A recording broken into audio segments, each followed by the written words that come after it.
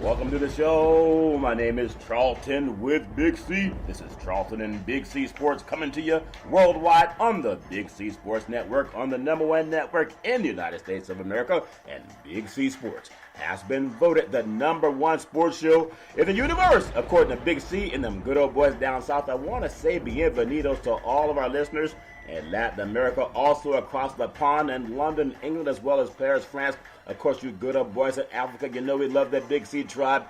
We also love you good old boys in Canada. But I feel bad, Big C. It's like inviting someone to a wedding and they don't show up, Big C, especially if it's the groom and the bride. I do want to say there's no one we love more than you good old boys down south, in the land of the free and the home of the brave, Big C. How's it going on a beautiful May 31st, 2018, Big C? Well, Charlton, it is hot down here in the South as it was in Las Vegas last night. But everything now is cooling down and waiting on this NBA final to tip off.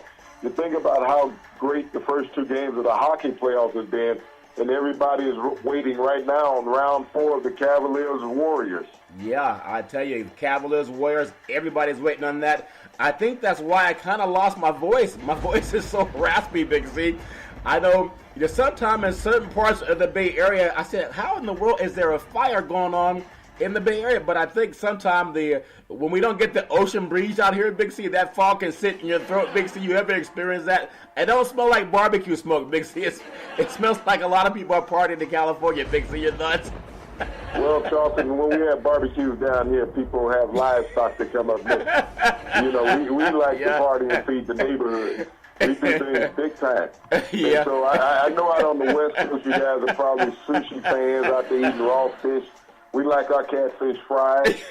So, we have a difference of food preparation we do between the East and West Coast. Yeah. But, you think about what went on in Vegas last night. Yeah. With all the pyrotechnics prior to the game. That's what we start our barbecues with and everything down here in the South. But, you think about an exciting game, too. Yes. Last night in Las Vegas where the Washington Capitals evened up the series 1-1 and took home ice advantage in the playoffs, Charlton. Yeah, that's always exciting. And we know that, you talk about having a series and how do we keep the NHL exciting, the way basketball is exciting. And it's great. You know how all the action's out here on the West Coast? For football, it's usually you Southern teams. I guess you guys got more of the shine you guys give the officials, and they want to know how they get some more. And you say, well, make a couple of calls, go our way, Big C. But in the College World Series for women, we have Washington, we have Oregon, Arizona State, and Oklahoma on the women's side, and they're battling to claim a championship. But in the world of professional sports, the NHL, I think if more people could just see how exciting hockey is, they would really fall for how great it is. These athletes are fantastic athletes because they're not just big, burly men. They're actually guys who have a lot of ability to skate on ice and play the game, too. I do want to say this segment is sponsored by your Northern California Cadillac dealers, home of the all-new Cadillac Escalade, the standard of the world. And when you go by and test drive yours, tell them Charlton and Big C sent you. And Charlton's going to be the one with the raspy voice. Ice Cube was out here today in the Bay Area, and they were on a couple of shows. And I just want people to know sometimes they bring an entourage with them. So that southern breeze that flows up north from the south of California, sometimes there's things that people bring with them. Everybody's having a good time out in the Bay Area. But give me your thoughts on how Vegas is going to say that they obviously – you could consider them the darlings of the NHL, of course, being their first year. But Washington, they have the history too. But you gotta win a game on the road if you're gonna have a chance to win the series. And Washington did that last night. Does that kind of put Las Vegas back a little bit? Maybe they thought they could have had 2 Big C. Your thoughts? It really does, Charlton. I mean, Vegas hadn't lost a home game since March, and you think you lose your first game in the playoffs to allow the best team out of the East to draw even with you. Now, Vegas had a problem last night when they were in the third. They had a 5-on-3 power play. Yeah. And if you can't score in a 5-on-3 power play in the hockey playoffs, Charlton, you're going to lose. And that's what the outcome was last night with Las Vegas. I mean, there was some great goaltending by the Capitals, Charlton. Yes. Great shots saved in the third. But when you're 5-on-3 on the ice, you have to get at least one goal during that run, Charlton, because they had a consecutive power play where they were 2 men down, then they were 1 man down, Charlton, still for over 1 minute. Yes. And still could not get the puck in the net. So it really gave Washington a lot of motivation and momentum, Charlton, going into that next game that's going to be in D.C. at their home stadium, Charlton. So the Las Vegas Knights, had all the opportunities last night to put this series on ice. But now all the momentum is going to the Capitals, Charlton. And I wouldn't be surprised if Capitals win both games there in Washington and come back to Vegas with an opportunity to close out the series. Well, I tell you, when you are a new team and everybody's really excited about what's happening and hoping that they can go and get Lord Stanley's Cup, our Lord Stanley's Cup, and you get it, you let it get away. I'll contrast that to what happened in Houston in the NBA, where they had home court advantage against Golden State, and Golden State went down and took a game from them. And they got a game before coming back to Oakland. Now, no matter what happened in those final remaining games, they went Game 7, of course, but it was all started with that first win that they got down in Texas. And I think if you're the Washington Capitals and you're looking at a young team in Vegas, even though they're built with a lot of players that have some experience, that has to give them some hope. Get your thoughts on what happens when they go back to the East Coast.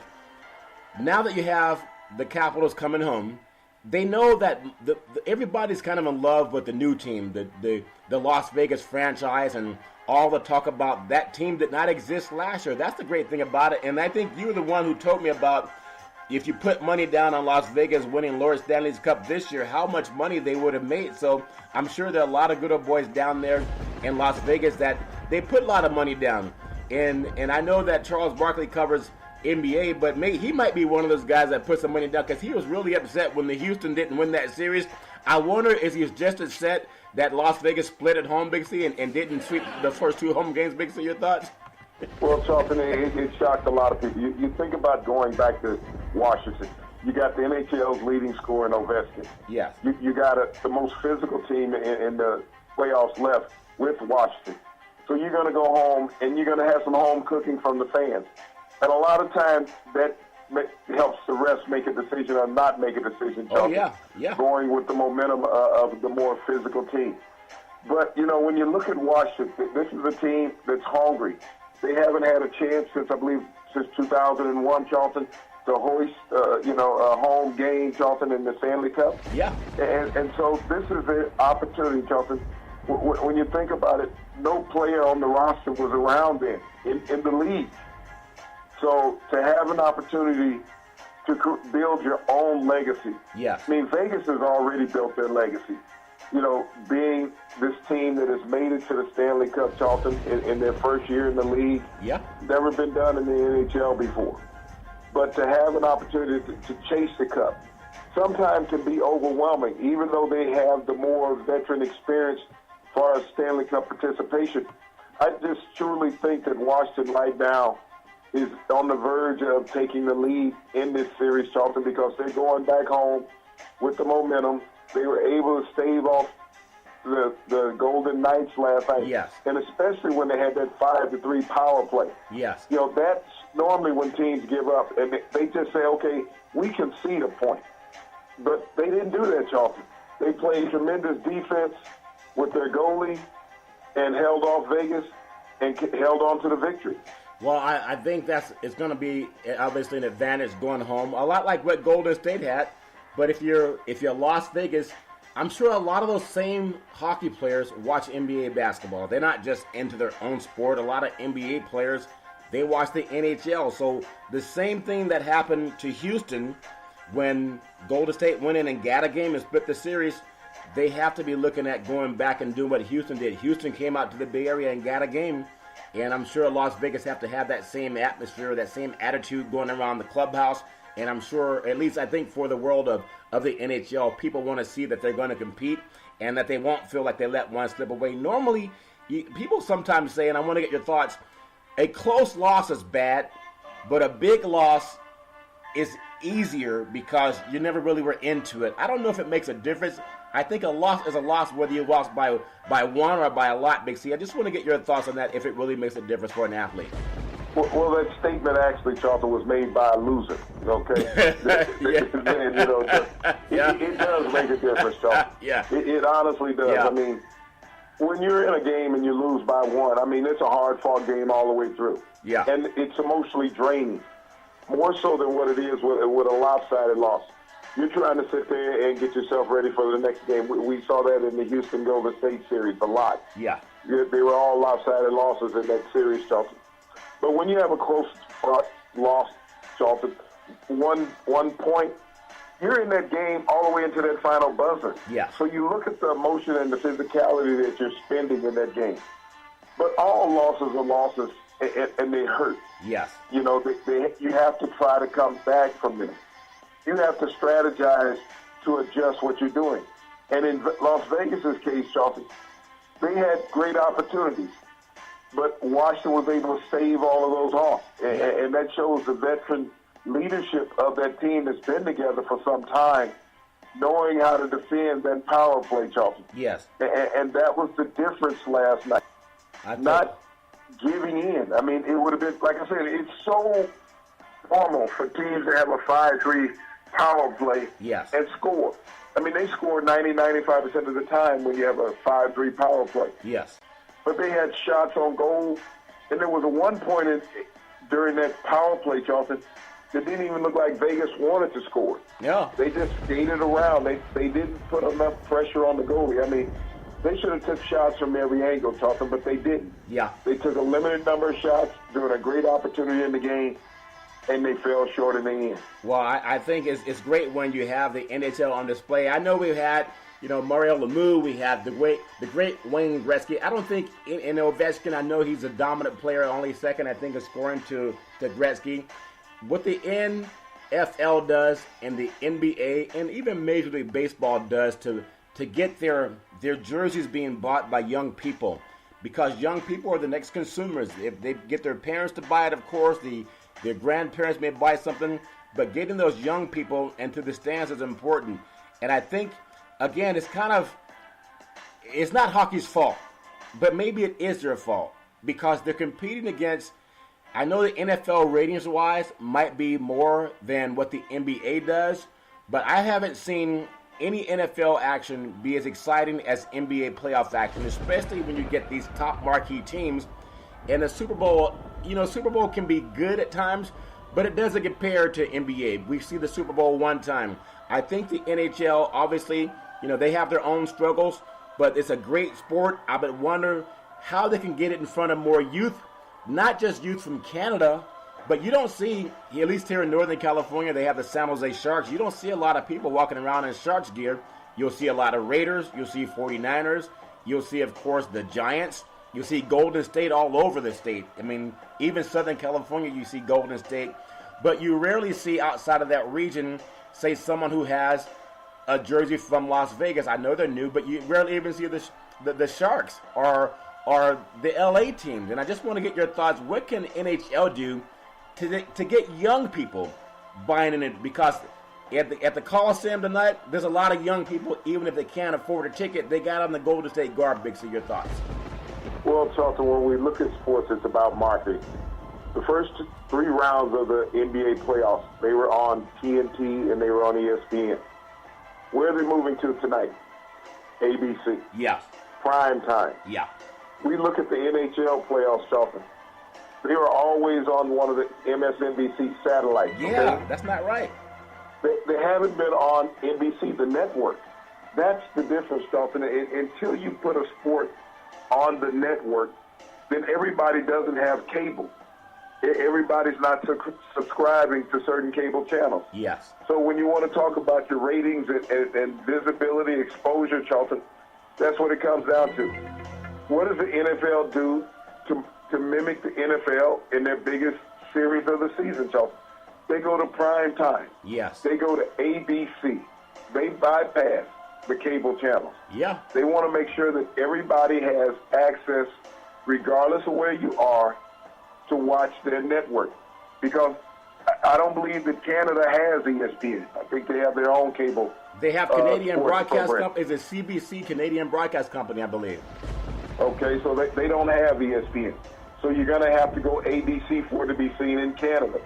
So but you think about Canada, probably even Mexico is the same way, Charlton. ESPN Deportes. Yeah. So to have this be a worldwide phenomenon that the NBA has become, Charlton, it's about the network that you're on. Yeah. So we know that the NBA Finals will be seen worldwide, just like the Super Bowl is the most viewed event every year around the world for one day. Yes. The Super Bowl is.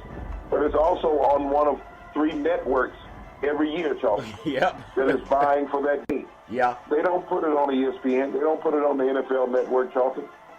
It's on one of the broadcast companies that's covering the regular season games that's going to get the Super Bowl, so they can get optimum viewership. And that's what the NBA has gone to tonight.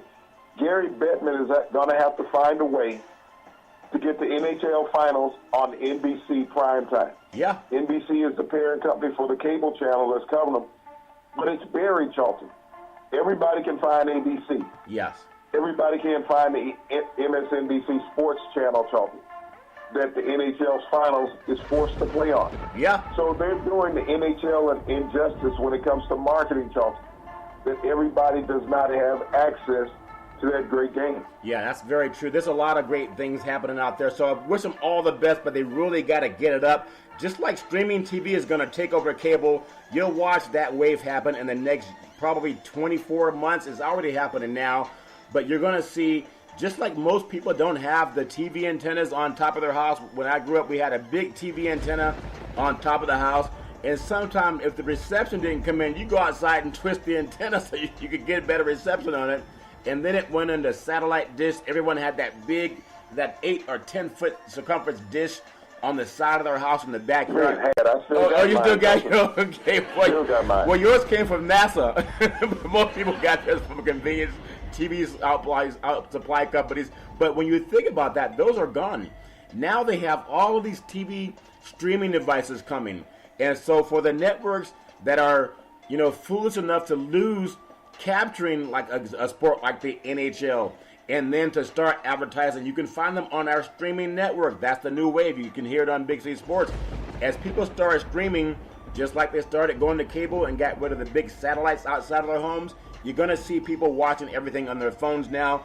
And the people in the networks know that. That's why you'll see cable become like the big dish that a lot of people have in the house. Because you still have a couple of those dishes. I thought it was like NORAD when I drove up to your house. I'm like, what are all these antennas for? I thought they were security. I didn't know they were just for TV, Big C. Did I make the right observation, Big C? Your thoughts? Well, Charlton, I like watching the worldwide programming, okay? And I can find a country somewhere that's showing what I want to watch. Yeah. So I'm not just stuck to a satellite package that you people have here in the U.S. Yes, I understand. I just tune in my own. That's why you have a phone call somewhere, Charlton. Somebody tell me what frequency to get on. That's why you have so much knowledge. You're listening to TV Russia, sports TV in Russia in the United Kingdom. Now I'm understanding, Big C. I don't feel so bad after all. But I do appreciate the fact that NHL has to step up the game. I want to look at you look at arbitration in the courts throughout the appeal. There's a Jamaican, Nesta Carter. He's a sprinter in the Seoul Olympics 4x100 relay team. They're not going to reinstate the gold medal for the team. Now, I know we talked about guys that run sports, and we go back to the great Ben Johnson. He and Carl Lewis had their back and forth, and there's a lot of times when people were always accused of doing something, putting some moonshine in their blood. I think in the Berlin Olympics, Hitler's people, they were doing their own blood doping, and they still were allowed to participate in the Berlin. We know every country except for Russia has had some type of shenanigans with blood doping. Or am I reading that wrong? Is Russia the only clean country out there, Big C, when it comes to Olympics? Your thoughts? Well, when you can't participate in the Olympics, Charlton, you can't get caught for doping, okay? And so Russia was clean in the last Olympics. Yeah. But, when I look at this incident with the Jamaican 4x100 relay team, Charlton, this devoids Usain Bolt of his 9th gold medal. That's a shame. Which tied him with Carl Lewis. So I got to think there's some political agenda behind that, Charlton, because this came 8 years after the race. Yep. When they found the improprieties in his sample. So this sample sit around for 8 years. and then you find something wrong with the sample. I mean, so I'm not, I really don't know how people secure a urine sample for 8 years. Well, I meant to look into that. There's something that I don't know, but I know that's one of them. How do you secure a urine sample for 8 years? Yeah. Then come back and find something wrong with it? Yeah. I think it's wrong, something wrong with it after 8 years regardless, that you'll find something wrong with it. Hey. It had to go bad within that time. I don't know if they have preservatives in it or whatever, Yeah. But I know normally we get rid of it so that we're done with it. Yeah. But, I just look at the timing of that, Charlton. You find Big C, hold on. Big C. 8 years after a race. I gotta interject real quick. You've just taught young boys all over the world a new science experiment, especially people who live in cold countries. How do you preserve urine samples for 8 years in ice? Is that what you said, Big C? 8 years, Charlton. Yeah. And so I question the test. Yeah. Is that you couldn't find it during the Olympics. Yeah. So did somebody hide the urine sample at that point? Who did he? But now, 8 years after they ran the race, yes, you found improprieties in it last year, Charlton. Yeah. So now you're saying, well, we're going to strip the gold medal and not going to reinstate it. Yeah, that's horrible. And so there's always political angles, and like I said, this would have tied Usain Bolt with the great Carl Lewis. Yeah. For 9 gold sprinting medals all time. Now you got to look at one of Carl Lewis's medals, how he got it. He got it by default when Ben Johnson was disqualified. Yeah. So he didn't win the race. He just got the gold medal. I think at that time when Ben Johnson was disqualified, is that they should have left that vacant. Yeah. Because he won the race. But, what are you going to do with the Jamaican 4x100 gold medal? Are you going to award it to the team that was second? You're going to take the team that was second and award them the silver? The team that finished fourth, now they're going to get the bronze? That's what's wrong at the time. It's like when they took Reggie Bush's Heisman Trophy. Yeah. You don't go back and give it to the player that finished second. Years later, 6 years ago you finished second in the Heisman. So now we're going to give you the Heisman. Yeah. Think about this race, Charlton. This was 9 years ago. And now you're going to go tell the team that finished fourth, now you're going to be awarded the bronze medal? Yeah, you're champion and other now. teams are going to be awarded? Yeah, how does that work, Charlton? As a competitor, yes, you like to be rewarded for what you do at that point. Not that somebody comes to you later on when you're sitting on the couch, you put on 20 pounds, and say, hey, you actually finished in the race. Yeah, that's true. I think about it also happened to USC when they stripped them of the national championship. They stripped the wins. And it's just it's egregious to even talk about stripping a team of wins because of allegedly one player and allegedly one coach who became wealthy after he bolted to Seattle to coach in the NFL for the Seahawks. But this team, all the guys that worked for free for USC, they have that asterisk. And that win where they beat Oklahoma 55-19, for them to vacate that, it doesn't make any sense. And I know things can happen where they can say, well, you did something wrong, or one player did something wrong. Why punish the whole team over one person? Not everybody got a house. Did everybody get a house in that situation, Big C? I don't know. But Charlton, you think about this. Well, when you were stripping people of titles prior to television and the internet and all that, yes, it might have went away quietly. But the thing about with media coverage in every major sporting event now, Charlton, we actually have the videotape. Yeah. We have the videotape of Ben Johnson winning the gold medal in Seoul. Yeah. When he won the 100 meters. We have the videotape of the Jamaican 4x100 relay team winning the gold medal, Charlton. We have the videotape of that USC team, Charlton, winning the national championship against the University of Oklahoma. Yeah. We have videotape of Reggie Bush winning the Heisman. Yeah. So you can say that, and not only that, even beyond that, Charlton, there's a bunch of players, over 100 players that were on that USC team that have national championship rings. They sure do. That say they were national championships. Do they have to get those rings back? Have you ever heard of players having to return the They national don't return the championship ring. rings, Charlton. Yeah, You might strip the university yeah, of a title, but you cannot go take personal property from a person. yes. You can't do that. I mean, you don't pay them. So you don't own the property. Yeah. Okay. The NCAA did not own the property. Yes, Ironically, the University of Southern California paid for the rings. yes, So they're property of the University of Southern California. They're not going to go cut down players and say, hey, we want our rings back. What are you going to do? Melt them down? You going to sell them? yeah, They're only worth something to the people that have them, Charlton. yeah. And I think, But, you know, when you look at the egregious act of these governing bodies, yes, and think about the Olympics. These guys are professionals yeah, that are running and swimming and competing in the Olympics, Charlton. And you're saying they're amateurs. No, they're not, Charlton. Usain Bolt makes millions of dollars a year through sponsorship. yeah, You know, his show-up fee normally would be at least $100,000. If he win a race, he'd get $200,000. yes, So this is what you say amateur athletics. And you think about the amateur college basketball players that would play in the Olympics, Charlton, with the NBA players. yeah, The NBA players are multi-million-dollar athletes. yeah, And you take a college player and say that he should not seek some of that glory also, Charlton? that's what they're He saying. can win a gold medal Yeah. playing with professionals. Then he can go back and play college basketball. Yeah, Isn't that sort of all against what the NCAA is talking about? it's so much what it is. And I mean, for people that Google things, and if you know, you can Google, why is it still where it's an underlying thing? Why is it that the guys who own the NCAA, that run the NCAA, they're all Caucasian? 99% of them are Caucasian men. They set up $1 billion industry on free labor where about 80% of the athletes, maybe even 75% of the athletes are African Americans for the top schools.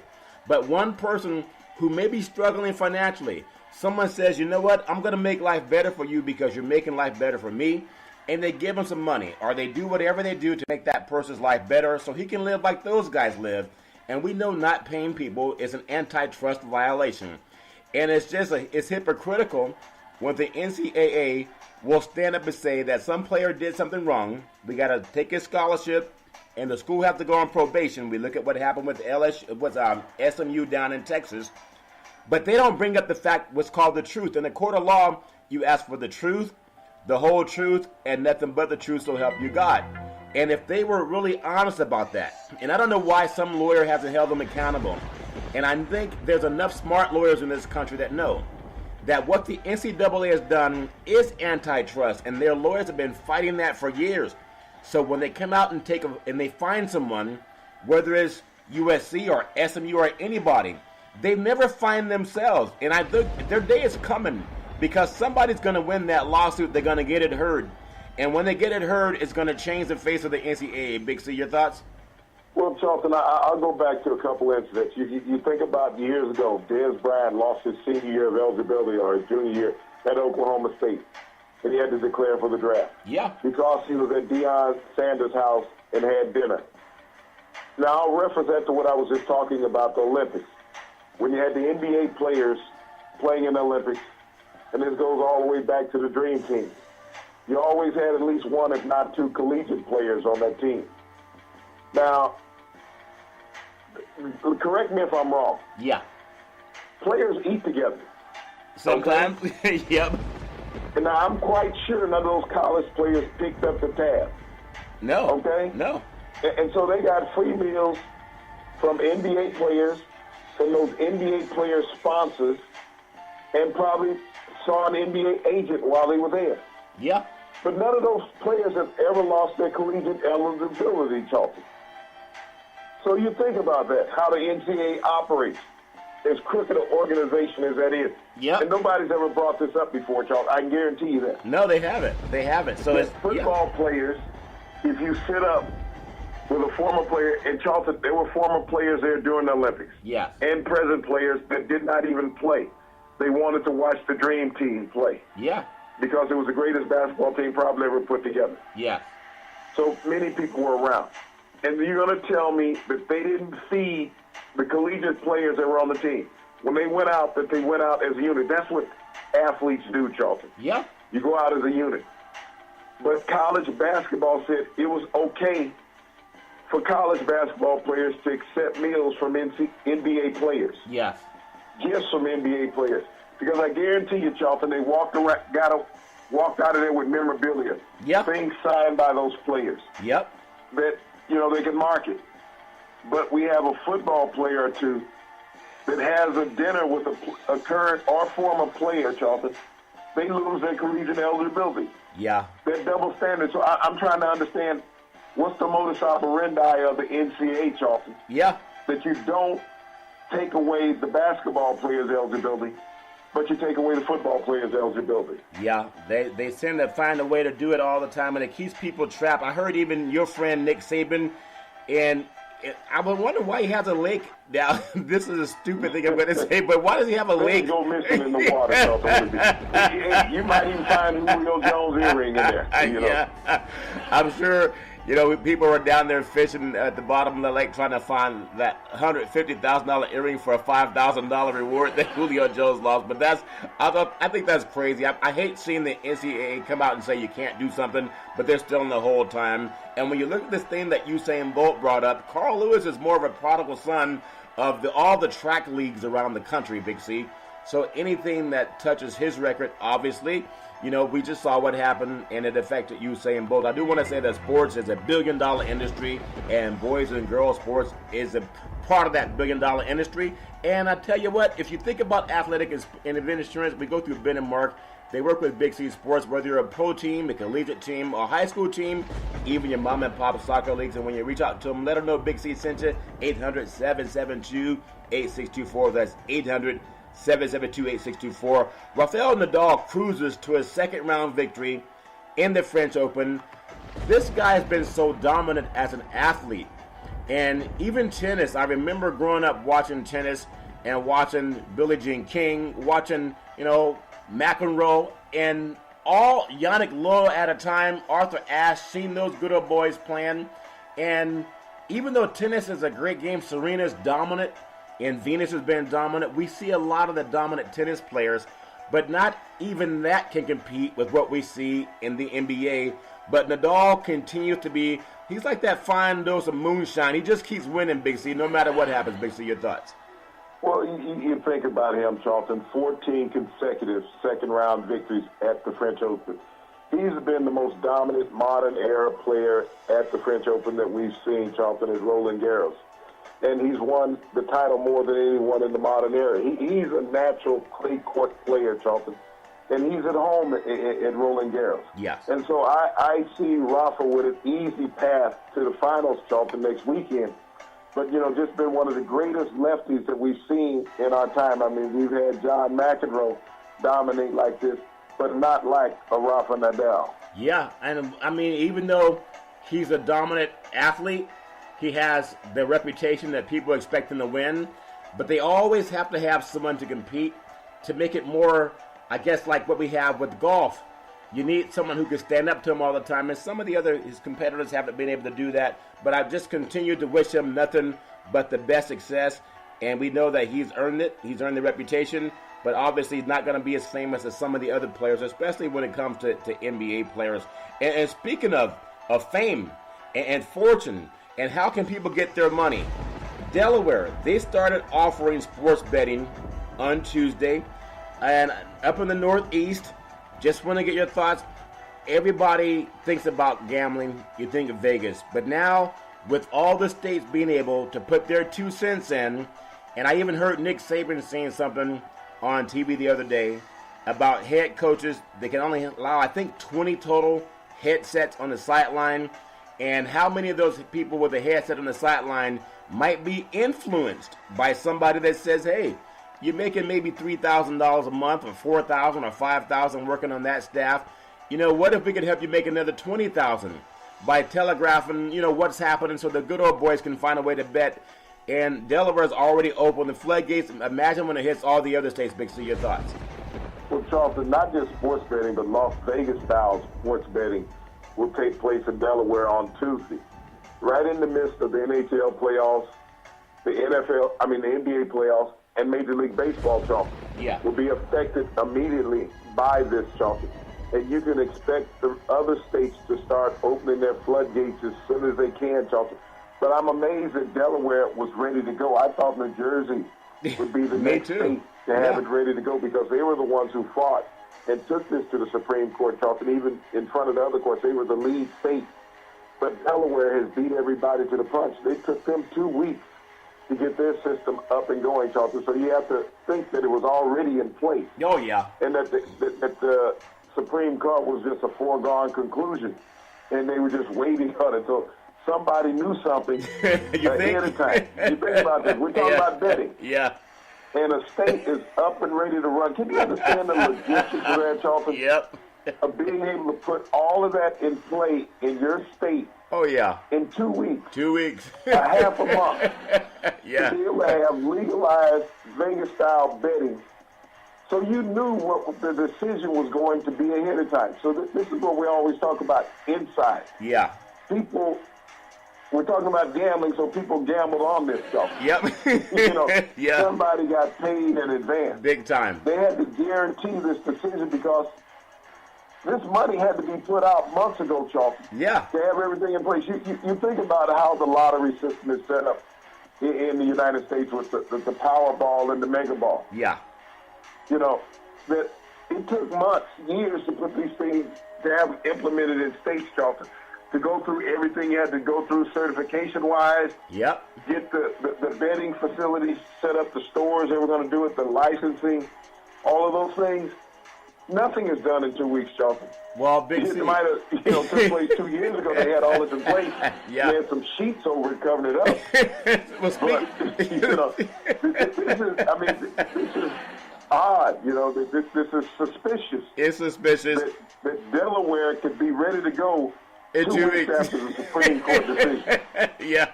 And I thought it would be next year. If they 2 weeks. If they still can't. That's quick. It takes that amount of time to make some moonshine. Yeah. Quick giving away your secrets, Big C. But now they still can't pass gun control because I thought POTUS was telling every American after we had that horrible incident down in Florida and how he was going to do everything in his power to make sure that they pass some gun reform to make it difficult for people to get assault rifles unless you're in the military. Now, Delaware comes up with gaming's already lined up. But I can guarantee you one thing, I'm just going to take a guess. All those good old boys that are going to be making money off of this, how diverse is that pool, that oligarchy of power that can make money off the gaming system running throughout that state? I'm sure it's about a slant of, 99 to 1, 99 Caucasian men in power, and maybe 1% women that, people that don't look like them. Big C, your thoughts? Well, Charlton, when you look at the ethnic composite and makeup of Delaware, you look at all their political leaders, Charlton. It's very easy to see who is going to be making the money out there. Up in the Northeast, Charlton, one of the more affluent areas of the United States. Yeah. But these people had insight to what was occurring. Called inside trading. Had an early tip, Charlton. Yep. When you want to talk about insider trading on Wall Street, there was insider trading in this scenario to know what was going to come about. Yeah. As far as gaming's legalization. Yeah. And so they have an unfair advantage, Charlton, by knowing that because they have the curve on the money. Oh, yeah. And like I said, I was trying to figure out how could anybody get this in place quicker than 6 months. Yeah. After this decision comes down, something. It took them 2 weeks. 2 weeks. Yeah. That's like up and ready to go. That's like meeting. So that's somebody knowing something. Somebody knows something. You imagine people that meet each other. Like you spend a lot of time down in Vegas. People meet each other in Vegas on the Strip because they're doing whatever people do when they go there. And 2 weeks later, they're married. Like, how do you know enough about anything to get married? 2 weeks, 2 hours. Oh, 2 hours? Okay. Well, you've seen a lot more than that. So in 2 weeks, they figured out all the taxation, all the laws have to be compliant, how all it's going to work with the federal banking, telecommunications, all that stuff. And it's done in 2 weeks. At the same time, we hear about the Jamaican sprinter in their team being stripped because of something that somebody found out 9 years later. Does that make any sense? 9 years to strip somebody 2 weeks to get gambling? Big C, your thoughts? 9 took 9 years to go through a suspicious urine sample.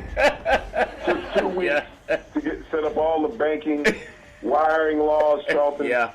all the betting machines, all the proper paperwork that's going to need to be filled out. Yeah. Everything. Took you only 2 weeks to do that, Tom. So, it's amazing when somebody's motivated. Yes. How quick they can move. Yeah. They move quicker than athletes do in Delaware. Yeah, they sure do, man. But we'll see how that goes. But we know there's a color line. There's a paperback test to be a part of that good old boy group as they look to strip athletes for getting some of the money that they get all the time from what athletes do. I just think that's egregious. Also, I want to get on, golf is always fun, especially when Tiger Woods back. He and Peyton Manning were out doing some celebrity chipping yesterday, and now this Thursday, Tiger Woods. Just talk about what Tiger's done, even on the course, but off of the course. I know he'll start winning again, but just like anything else in life, I challenge the person to come off a back surgery, and then within a year, you're putting on the green jacket or winning major tournaments. But I know that's going to happen, just like progress, Big C. But talk about your thoughts with what happened today, the Memorial, and Tiger, and how golf has reacted to that, Big C. Well, Tiger got out the day, Chopper. He started on the back nine, and he didn't start too well. And he said he had some stiffness in his back. And Peyton Manning yesterday elaborated on that. He talked about after having his neck surgery, that's right, that his body just wouldn't perform the way that it had prior to that, Chopper. That he had to alter his game, that he had to rely more on his mind than he could on his body at that time, Chopper. So he had to make adjustments to his strengths and not worry about all the things that he used to could do at one point. And that's where Tiger is. Tiger came out today, shot a 39 on the front nine, Charlton. Yes. Which is a great round for a layman golfer. Yeah. But not Tiger. Yeah. And, he worked through his stiffness that he had. You can see him being troubled by his back, but his back has been fused together. Yes. Anybody who has had surgery of any type know that your body is not normal anymore in that particular part after having invasive surgery. Tiger's had a couple back surgeries. But he got loosened up, warmed up on that back nine, Charlton, where he shot at 33. Beyond respectable, Charlton, to end up finishing even on the round. You think about it, Tiger had a shot anywhere under that 39 on that first nine, Charlton. If he'd have got his back loose right, where he would be. He's 6 shots off the lead right now. But if he'd have been able to shave 3 of those shots on the first nine, Charlton, Tiger would be right in the hunt. He has to find a way, Charlton, to shoot under par in the first round of a tournament and not be chasing from so far behind. Yeah, that makes a big difference. It's ironic you brought up the fact that he was there with Peyton Manning yesterday. And kind of for the celebrities, for all the people that want to come out and watch two guys from different sports get caught up in watching how great they're going to play in a golf tournament. And the fact that you mentioned that Peyton Manning had that surgery and they had to do whatever they did to make his neck better again, to come back and play again. And he did. And he came back and actually won a Super Bowl. And I think that's a telltale sign even for Tiger. Playing with Peyton Manning, arguably one of the top 5 quarterbacks in the history of the game. That's my opinion. Maybe some people don't think that. But when he had his career nearly ended because of an injury, and then to be out there with Tiger Woods, who also had his career nearly ended because of an injury. I think both of those guys, Peyton can share with Tiger not only what it took to get back to being able to even play again at a high level, but what it took to get back after having a near career-ending injury. You think they kind of share some things that might help other people going through the same things, Big C? Your thoughts? Well, I don't know if Peyton Manning has picked up the phone and called Andrew Luck, Charles. Okay.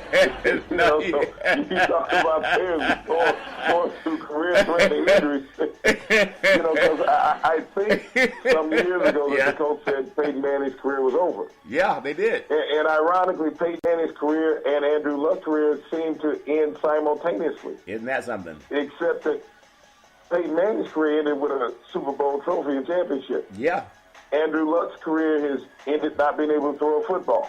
Well, yeah, that's true. And you think about the great Tina Turner. She sang a song about that. She says, "What's luck got to do?" So what's love got to do with it, or what's luck got to do with it? I know the great Tina Turner sang one of those songs, "What's luck got to do with it?" Maybe she said, "What's love got to do with it?" But I hope that Tiger, for the world of golf and for the world of, even as we transition from golf into the NBA, I still think that golf has to find a way. They had, Manning out there, which is great. It brings in some of maybe the football audience to watch what's going on in golf. And I would love to see sports do more of that. I know the great Denzel Washington, there's a commercial with him, and he's sitting on a sofa, and there's another athlete or a former athlete or player, don't know the identification of the gentleman, but they were talking about, are you going to be in another movie? Are you going to do a second movie? And he said something about maybe you can get an athlete to come and play that part. I think when they crossed athletes with entertainers and movie stars, because they all go to the games anyway, it brings the audience from all of those genres together. And do you think there was maybe a message behind the NFL trying to team with golf and back and forth, or is that just two guys that are doing great in life and they decided to get together? Big C, your thoughts? Well, Charlton, what you had were two Nike athletes strolling down the fairway together. You said two nice athletes? NFL and golf and basketball and baseball and hockey, they're all together. If you are on that Nike payroll. Oh, okay. That's what you were looking at more than anything else. So, they both had their Nike swashes on their shirts and on their hats and shoes, Charlton. Yes, okay. So this was as much of a Nike promotion as it was a cross-reference in sports promotion. Yes. Phil Knight is not stupid. Okay. He knows how to bring in the dollar. Yeah. Now, you bring in one of the most storied NFL players of all time in Peyton Manning. Yes. As well as in golf with Tiger Woods. You put these two iconic figures together, Charlton, you create a meteor and a marketing buzz. Yeah.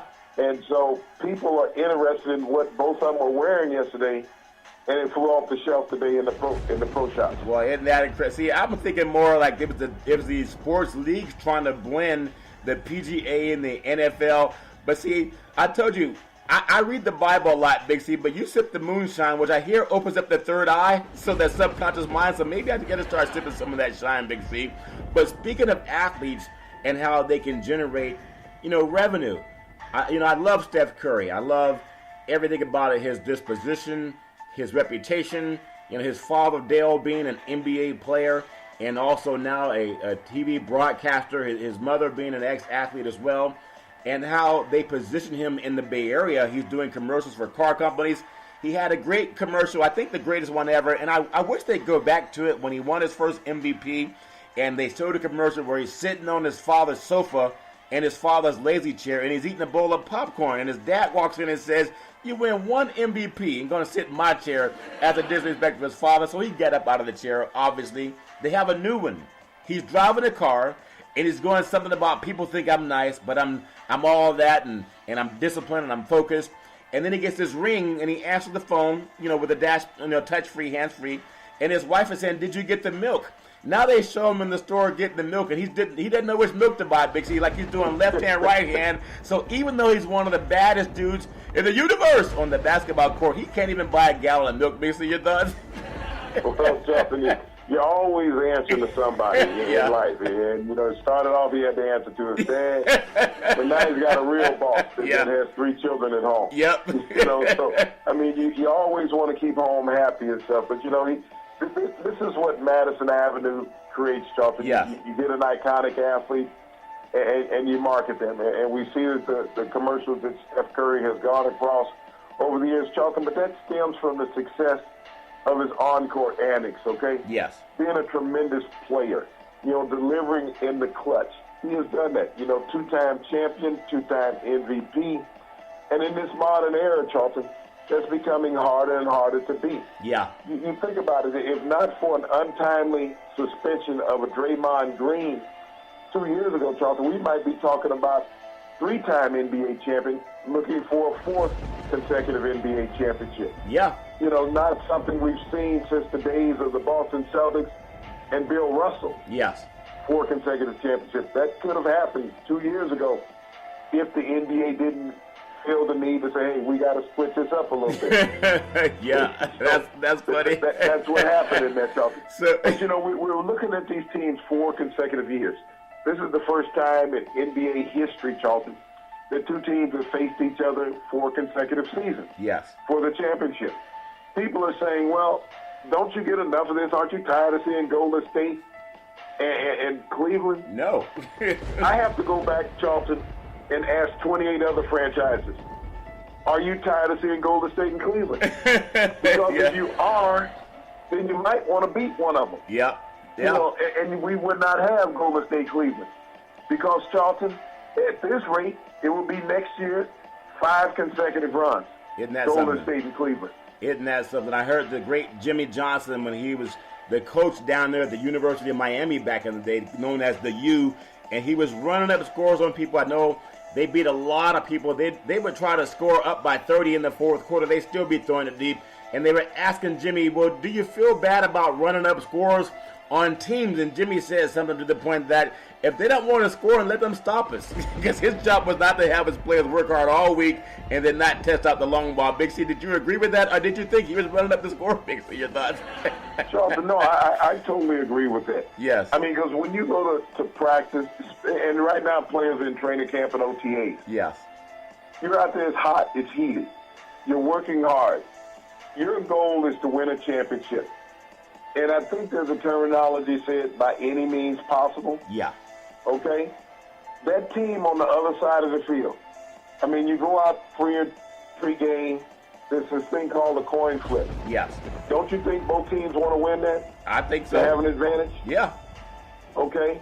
So when you have this kickoff, you got one team defending the kickoff, one team kicking and returning. Yes.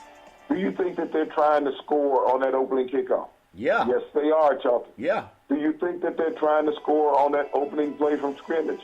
Yes, they are, Charlton. And that opposing team is trying to stop them. So as the great Jimmy Johnson said, if you don't want us to score, stop it. Yeah. Plain and simple, Charlton. So Yeah. I've always taken up, against these so-called experts in the booth. I mean, we're all talking here. Yeah. But they sit there, and it goes back to a point, and the reason why they made that statement, he was running up the score on Jerry Faust in Notre Dame, in Yep. Jerry Faust's last game. Yes. And the media, Brent Musburger led the charge, and Pat Hayden, Yeah. that this is an embarrassment to college football. Okay?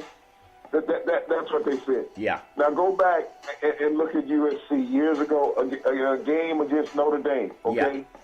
Notre Dame had USC down, and this is when Anthony Davis was playing tailback, and this was going to be in the early 70s. Yeah. They're at the Coliseum. They were down by 14 points at halftime. The score was 28-14. At the end of the game, the score was 55-28. Yes. Did anybody criticize USC for running up the score on Notre Dame and Ara Parseghian? Yeah. No, they didn't. But because the U was such a minority-laden team, Charlton, Yeah. is that Notre Dame was this Catholic school, the good old boys, is that they should not do that to them. Yeah. If this was a university that you should hold back, as they say, hold back the dog. Yeah. No. If he's hungry, he's going to eat. Yep. And, those guys from Notre Dame, you're going to tell me that they hadn't practiced all that week Right. in preparation to beat Miami, and if the shoe had been on the other foot, would Jerry Faust not have run up the score in his final game, Charlton? Oh, yeah. They've beaten a lot of people by a lot, Big C. So we know it's all fair and love and war. In the land of vibranium, out here in Golden State, the Golden State Warriors, California's team, thinking about going back as recently as 2009, the L.A. Lakers were playing the Orlando Magic for the NBA Finals. Now you have another team in California, the Golden State Warriors, and they have Cleveland Cavaliers coming in again. It's great basketball theater. No matter who wins the championship, no matter who wins it, it's always going to go to the team that scores the most points. I ask a lot of young kids, I say, who do you think is going to win the game? They say the team that scores the most points. Okay, obviously we know that. But why is everybody counting the Cavaliers out? And why are they counting LeBron out? I think if some of the friends down in Vegas were saying, in order to win $100 on the Golden State Warriors to win the NBA championship, you got to bet $1,000 because none of the money's going that way. So I don't think it's going to be a 4-game sweep. Vegas doesn't make any money on having a 4-game sweep. Neither would it. That makes about as much sense as having Cleveland and Boston end in 4 games, or Golden State and Houston end in 4 games. There's a lot more money made from those extra 3 games. I know people don't believe in that, but they don't have those antennas you have around your house, Big C, that look like you're communicating with NASA when they come down to your property. And I just want to get your thoughts. we're not about predicting who's going to win a game. That's based on the people who have the inside knowledge. Maybe ask some of the people in Delaware. They already got gaming going. Your thoughts, Bixie? Delaware is very well aware who's going to win. Who's going to win? The reason why people are putting so much onus on this, Charlton, is that Cleveland only averaged 95 points a game in their series versus Boston. That's a dozen points less than what Golden State was averaging is against Houston. Yeah. So that's the huge disparity that everybody's looking at, Charlton, as far as giving Cleveland an opportunity to win this championship. But as long as you have LeBron around, you have an opportunity and you're competitive. It's a matter of what is his cast of characters going to do, Charlton, in this series. And when you look at Cleveland, Charlton, this is really three different teams when you look at it. You look at the team that started the season, that ended up getting rid of 5 players that were on that roster at the beginning of the season. That's amazing. A team that made the trade right prior to the All-Star team, Charlton, All-Star game, and brought in 3 new players, Charlton. And this team that made the playoffs, Charlton. Yes. This is 3 different scenarios that they've gone through trying to get better as an organization, Charlton. And when you think about the work that LeBron put in to this, Charlton, this is his 101st game tonight that he's playing this season. This is the most games that he's been in one season in his career at the oldest he's been, Charlton. Yeah. But this is also, when you look at his body of work, you have to look at this as his greatest body of work. And I look at LeBron as somebody like a Pavarotti, an opera singer, Charlton. Yes. Who, when he's on the top of his craft, Charlton, there's no comparison. I mean, you have an orchestra, and that's his teammates that have to play in sequence. Yes. But you come to see the big bellowing star, Charlton. Yeah. That's standing there on center court that is hitting every note. Yeah. And making it resonate. And that's what LeBron has done, Charlton, throughout the playoffs. You think about the 7-game series they had to go against Indiana. Yes. Push to the limits. They took quick work of Toronto, but they had to come back and be taken to the limits by the Celtics, Charlton. You look at the matchups that they have as an organization. Yes. That's where the disparity is. Cleveland is a more physical, lumbering team when you look at their bigs. They don't run as well as Golden State does. They definitely don't shoot as well from the outside. I mean, JR and Corbett together, if they were to get hot, Charlton, they could play with Golden State. Yes. But neither one of those players play defense. No. If you put Tristan Thompson in, who does he play defensively? He can't match up with anybody.